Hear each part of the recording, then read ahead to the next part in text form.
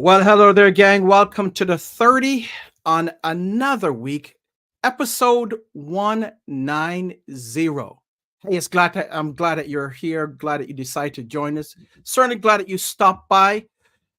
Yeah, we have an exciting show. I am telling you, I'm so pumped. A good friend of mine, we met years ago, and I am so excited. I've watched him along the years, watch his progress, and watch what he's doing. I watch him on the good, as you call it, the Facebook. So I watched him in terms of his live stream and his podcast, and I am so excited that he said yes to be on the show. Topic today is called Embracing Change, Transforming Fear into Fuel. This is episode 190 as we work our way up to episode 200. That is coming so quickly. Do me a huge favor. Go ahead and like and share the broadcast. If you're watching from YouTube, subscribe to our channel. Love to have you as our ongoing guest. While you're there, not just subscribe, but hit the notification bell so that when we are on, you will know that we are there. Again, thank you so much for being our supporter of the 30. April will be 4 years that we're broadcasting live. Can you imagine 4 exciting years? Some of you have been with us from the beginning, and some of you have just jumped on board. Wherever you lie, thank you so very much. Last week, we had a great show. You can find all of our episodes on our YouTube channel. That is at the 30 with Patrick. That's at 30 the 30 with Patrick. You can find all of our episodes there from the beginning to the end. So I am going to bring our guests on. At the end of the show, I'm going to discuss something that we have coming up. We're going to start our coaching program in literally a couple of weeks here. And we want to make sure that you are part of it. So we're going to be talking about that after I finish with my guest. So let's welcome Matt to the 30. Matt, welcome to the 30, my friend. Thank you, my brother from another mother, Patrick Jackman. It is a real pleasure to be with you, my friend. And as we were saying earlier, it is so easy to be around you. I mean, you had such a great impact on my life. And I made a couple of examples that I jotted down. I'm going to share with the team here in a minute. But it has been an amazing journey. And to have you in my corner and to have you in my life from the moment you walked into my life has been substantially better in a number of ways, which I'm going to share with the team tonight. Man, it's just great to see you. Great Same to here, see Matt. you and excited. Same here. Yeah. So tell our viewers who you are and what you do. You have the Eternal Optimist podcast and many more. So give us a rundown, or give our viewers a rundown. Thank you. A couple things. Matt Drinkhahn is my name. I'm 6'6". I grew to be a tall human being because of the wonderful genetics of my father, who was 6'6", and my mother, who was about 5'4". So look at those two together, and I was very fortunate. I came out as me, and this is what happened. And for some great parents, I'm now I'm a husband, I'm a father of three amazing young ladies, executive business coach to recovering perfectionists, and people who run world famous businesses and help them growing and scaling. I'm soon to be an author, which we're going to talk a little bit about tonight. My first book launches next week, and I guess you could say I'm an eternal optimist.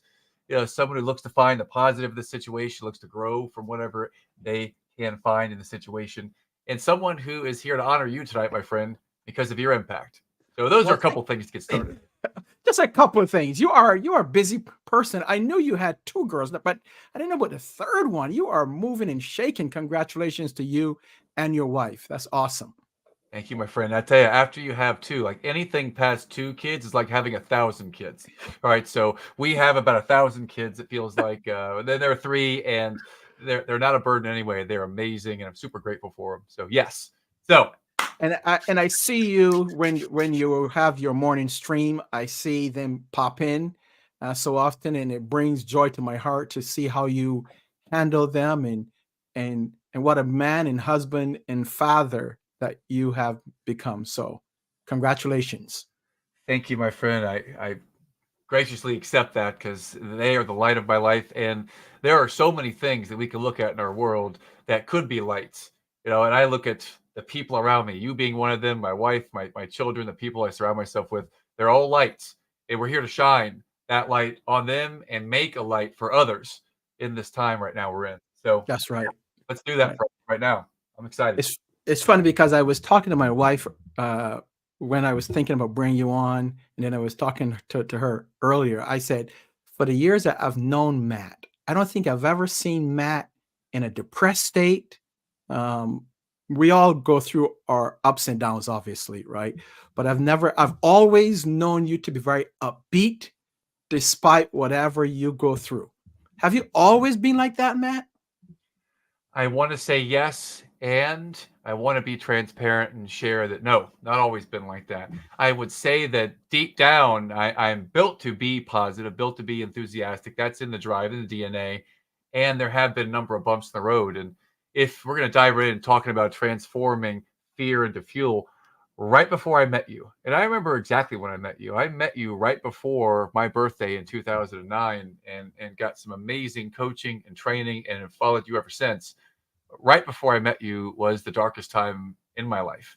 Hmm. You know, my father had just passed, and I was in a deep depression right before that. And my mother brought me out of that by sharing with me something my dad had written in a journal.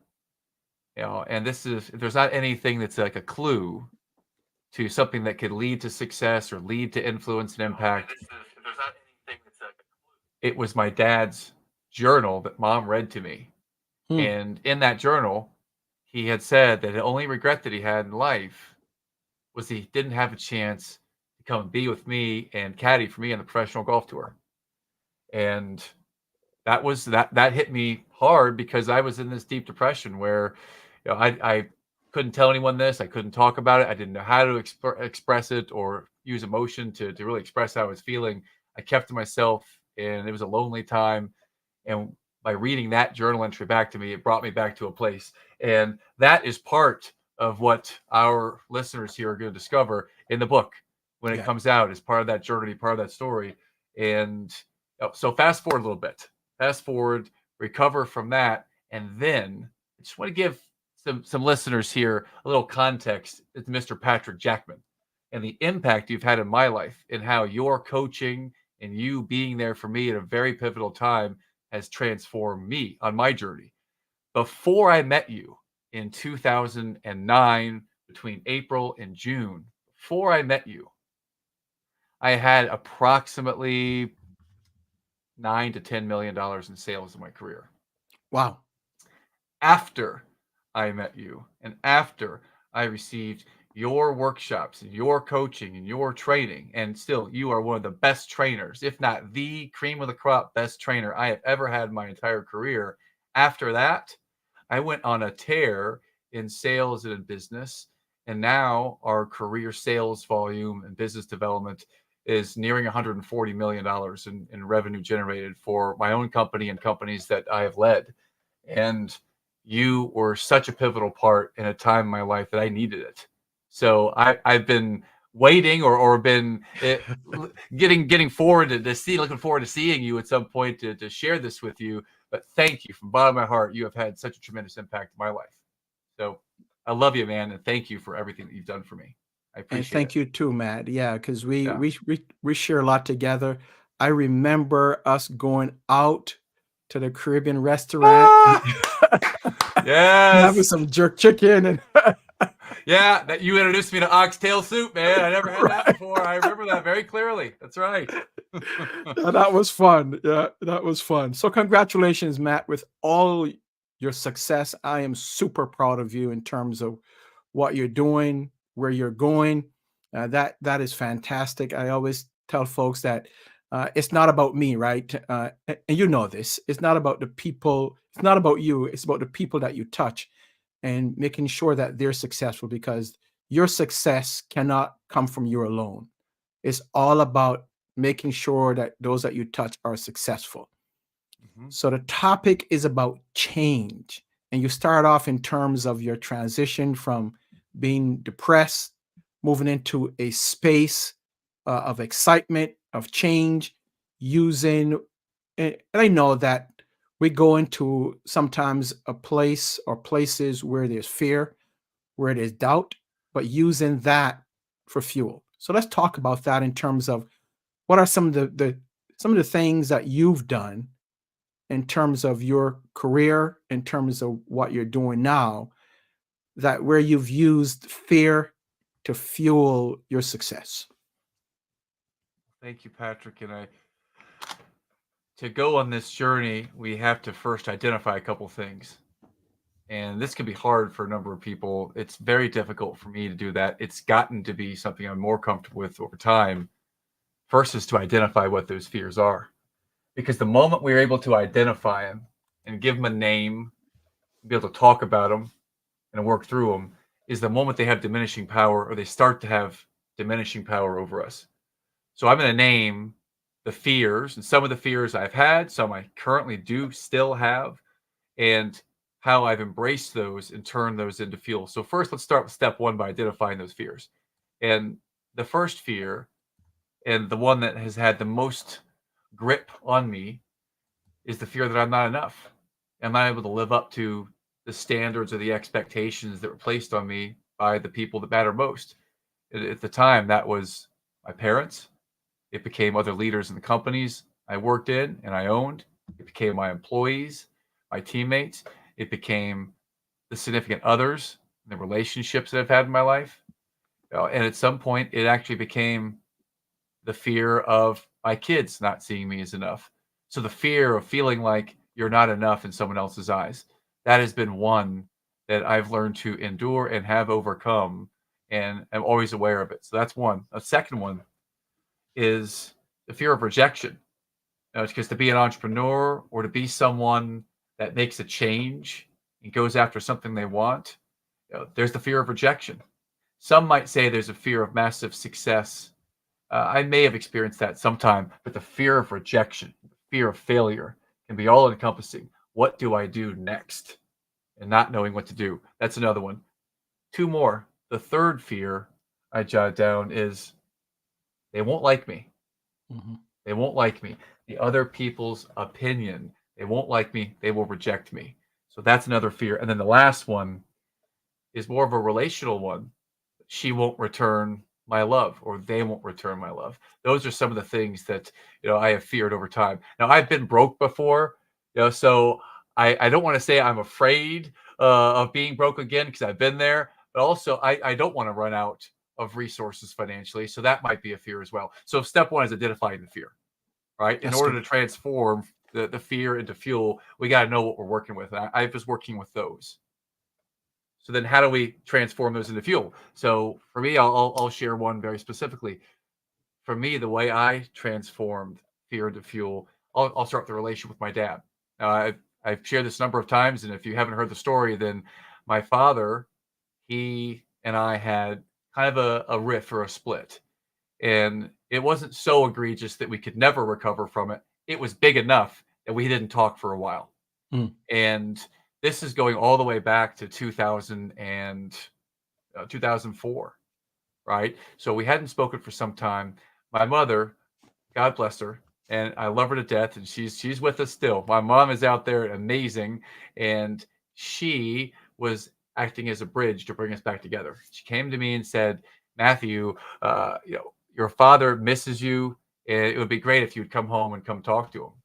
So she engineered my dad and I playing in a 3-day golf tournament over Memorial Day weekend in 2005, which was fantastic because we get to play golf, gives me an excuse or a reason to come home. So I come home, and the moment that we crossed paths at 10:30 a.m. that one morning on Saturday morning, Memorial Day weekend, within a few seconds, I was already in tears. And I said, "Dad, I'm so sorry. I've acted this way." And he said, "It's okay. I'm sorry too." And almost instantaneously, the deck was cleared and we were back to it. And it was an emotional moment. I saw my dad cry 2 times in my entire life. And that was the 2 times that he was at his own parents' funerals. Hmm. And that was the time that this would have been a third. He got a little red eye there. He didn't cry. He got a little red eye. And I definitely had a little bit of a tear coming down. Right. Sure. So that happened. Right. We played this 3-day golf tournament and we finished the tournament. We finished in second, unfortunately. We finished the tournament. We did great. We didn't have an argument or a dispute at all. And I go home from Atlanta, Georgia. I go back to Atlanta that evening, that Monday evening, Memorial Day, 2005. And I'm full. My cup is now full. It's been brought back from a place that it was low, and we're back. I get the call at 7:04 a.m. the next morning, and by 7:06, out of my mom's mouth came the words, "Come home. Your dad just died." Wow. And it just totally crushed me. It was like, Wow. oh my God, I went into shock right away. It's like I couldn't really feel or sense anything. I took a 2-hour drive and did it in about, about an hour and 21 minutes. I got there, and when I saw his body lifeless there at Houston County Medical Center, I saw it there, and I went to this place where I just couldn't speak. It was the first time in my entire life that I felt an emotion that was overwhelming, and I didn't know how to say, what to do.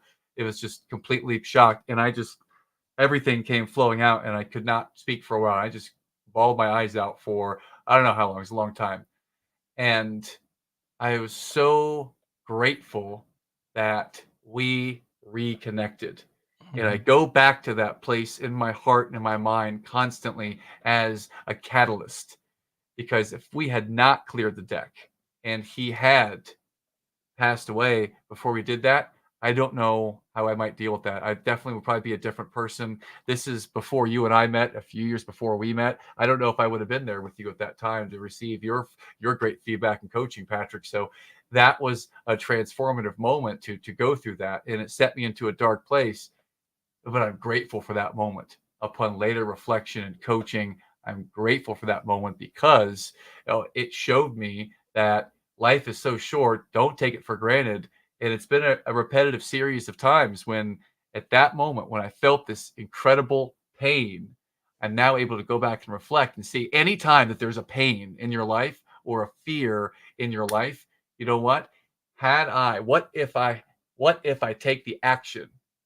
One small step, one soon step. What if I take the action to embrace that and move through it? What if I do that? And I've started to do that over and over and over again in my life. And yeah, so I'll pause for a second because I'm starting to feel a little bit of emotion here talking about dad in that moment. So back to you, my friend. Man. Yeah. So you use that as fuel. Yes.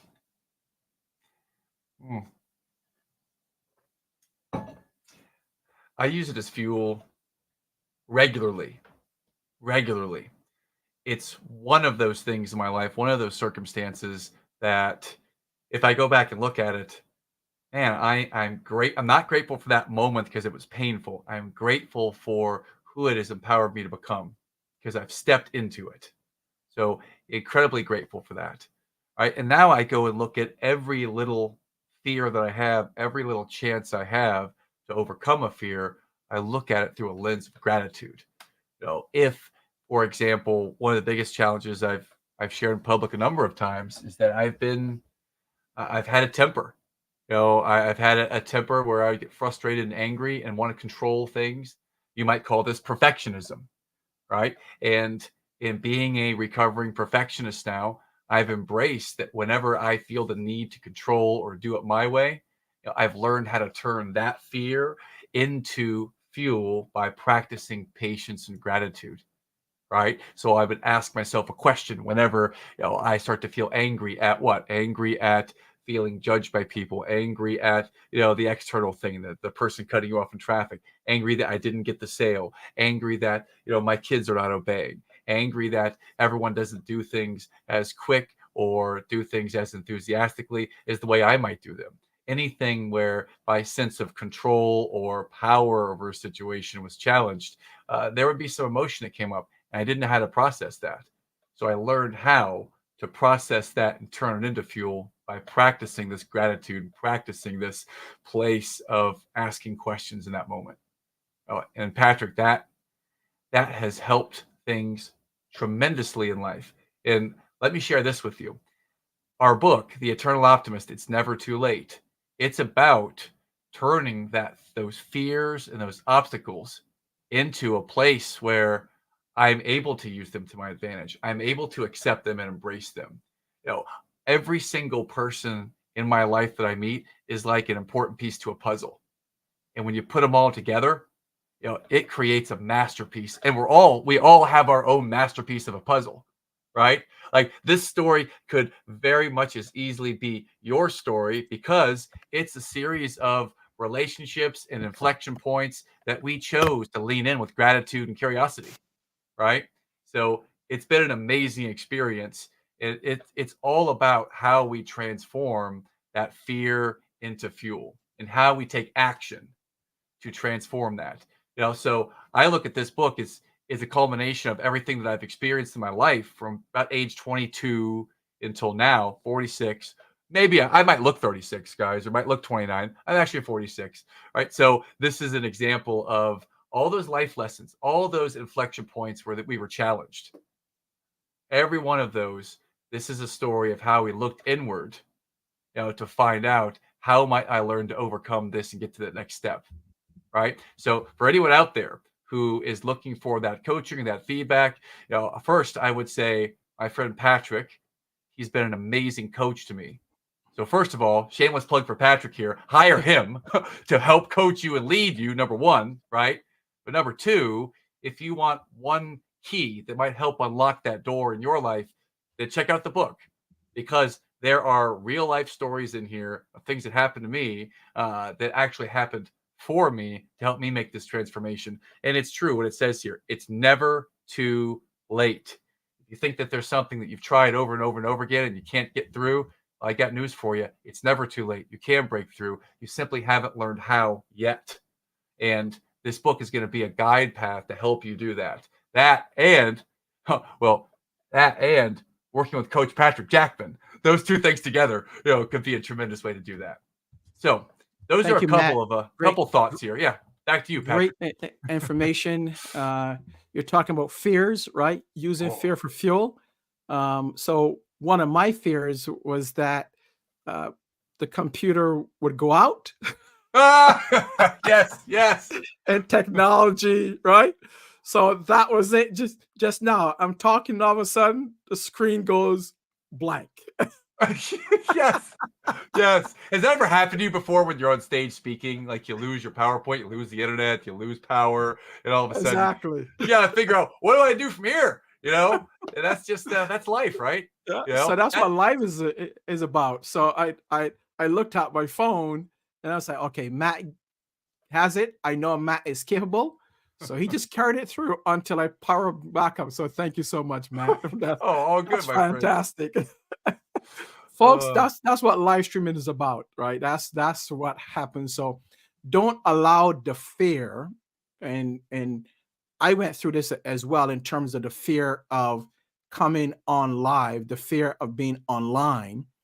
Don't allow that to stop you from going. Use it as fuel, because we all have things, as Matt said, we all have things that we're fearful of.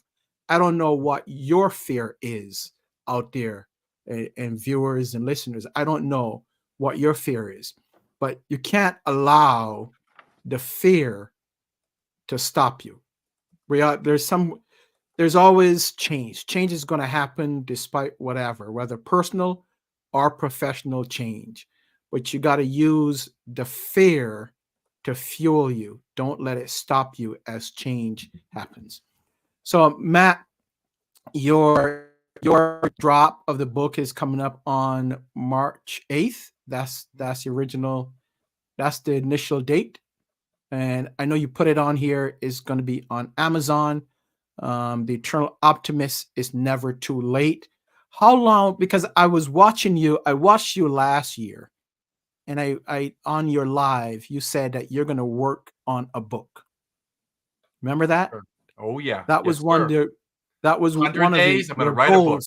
Right. Mhm. That was one of your goals, that you're gonna write a book. So I'm excited to see that you have is gonna launch, and I can't wait to get my hand on one so that I can go through and learn more about what you've done, your journey, and how you've overcome or use what you were fearful of, or the things that you've gone through as fuel to get you to where you are now. Yes, sir. And I'm grateful to be here with you today and talking about transforming fear into fuel. What you just said, yeah, the risk we take as live streamers from time to time is that our technology goes poo poo. And that Yep. happens. Isn't that life though? I have a question for our listeners because I bet a lot of them out there, they might have control stuff or they might identify as being a perfectionist. And I was talking to a person today on my podcast and we talked about what is perfectionism. So I would ask you, if you feel out there that one of your challenges is being a perfectionist, right? I'd ask you, well, show me what perfect looks like. Tell me what it looks like. All right. Tell me what it looks like. All right. And if it takes you 2 years to get something perfect, or in my case, 6 years to get something perfect with my podcast, right? About 5 years ago, I wanted to do a podcast, right? And I waited and waited and waited and waited. I was on the bench for 4.5 to 5 years, Patrick, before I finally said, you know what? It doesn't have to be perfect. It just needs to start and then let it go from there. And it started, and now it's one of the top 1% podcasts in the world. And that didn't happen because it's perfect. It happened because it started. It happened because we tried and we stubbed our toe a bunch of times. Technology has messed up a bunch of times. So I'm here to share with you, my friends, that on March 8th, if you want to find a way to walk through that door and work on showing up and overcoming those challenges, then check out the book. In fact, get a few copies of the book on there and read it with the person or the people you want to reconnect with, you want to overcome your challenges with together, because this is going to be a path that can help you to do that, my friends. If I can do it, believe me, anybody can do it. Patrick has seen me. I am not just a supermodel that you can see right here. No, I'm tall. I can be awkward sometimes. Sometimes I have a funny laugh. It's far from perfect, very human and very real and authentic, right? And that is the kind of game to play, my friends, is to be yourself and give it your best shot. You've got people like Patrick and I in your corner, so reach out to us. You need an accountability partner, reach out to us and try us. Try someone in your life. Take that first step and get the book on March 8th, my friends, and share it with everyone that you can. You'll be glad that you did. That's awesome, Matt. And what we'll do in a couple of weeks, a couple of future programs, what we'll do is do a giveaway. I'll grab a couple of the books and we will do a giveaway under 30. And we'll make sure that one or two of you out there will be eligible to get something from the 30, the Eternal Optimist book. So that is the plan. So look forward, not this coming Thursday, but the following Thursday after its launch. We'll make sure that we do a giveaway, and we can help Matt out with his book. Great guy. He's awesome, and he's doing some great things, not just for himself, but more importantly for people. So Matt, and let's talk about, what would you say, Matt, as we wind down here? What would you tell a 20-year-old Matt based on what you've learned now? I would say the following. You may not be as far as you want to be on the path, but you're closer than you think to achieving what you want most. just hang in there and keep learning, keep being curious, keep being grateful. I don't have many regrets in life, Patrick, but I do have one thing that's going to help me move forward. How might I continue to show up each and every day and be the best version of myself for my family, for my friends, my clients, and for the world, while giving myself some patience and grace? Because it's okay just to show up and be human. Yeah. That's what I would ask, and that's what I would share with my younger self. All right. Good, Matt. Last thing before we wrap up, we do something called rapid fire, where I ask 4 or 5 specific questions. Nice. And without thinking, just give me some answers. Fantastic. Ready to go? Yes, absolutely. Let's go. All right. Favorite food, Matt? Mississippi mud. My mom makes that. It's delicious chocolate marshmallow food. It's great. Okay. All right. Shout out to mom. Absolutely. Favorite quote or saying? Favorite quote or saying? The price of success must be paid in full, in advance. Awesome. No shortcuts. There's a price to pay. That's Fantastic. right, baby.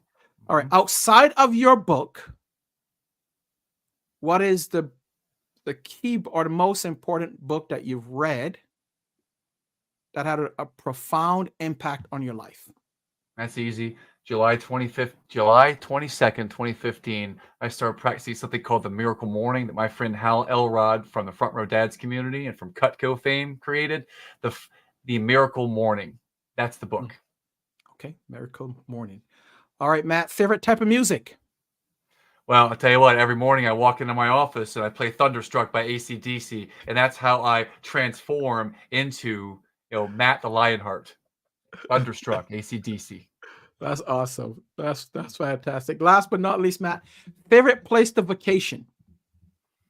Man, it's an easy out to say staycation. So I'm going to say I like to go to the beach and go play golf. It's St. Simon's Island or Hilton Head Island in South Carolina and Georgia. Beach, golf with the family. Love it. Nothing Awesome. better than running on the beach in the morning, playing golf with the family. Love that.